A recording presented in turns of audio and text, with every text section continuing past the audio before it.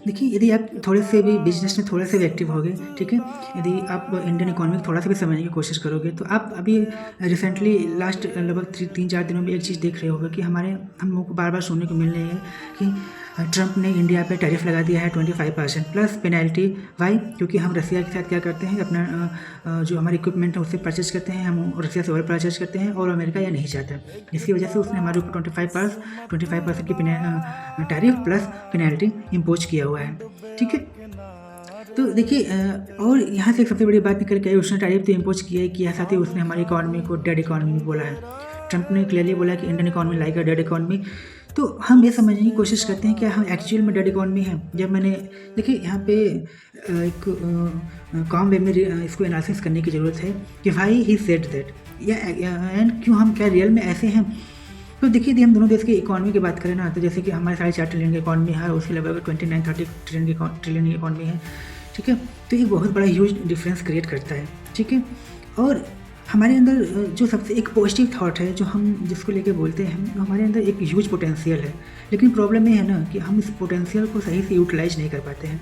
यदि हम इस पोटेंशियल को सही से यूटिलाइज़ कर पाएँ, तो हमारी डेमोग्राफी, हमारी जो पॉपुलेशन है इक्वल टू द चाइना, ठीक है? यदि हम ऐसा मान के चलते हैं, तो चाइना और इंडिया की दोनों की ग्रोथ स्टोरी देखें तो दोनों में ज़मीन आसमान का फ़र्क है। चाइना लगभग 600 की स्पीड से भाग रहा है और हम अपना वहीं 50 और 100 की स्पीड से की गति को मेंटेन किए हुए हैं, ठीक है?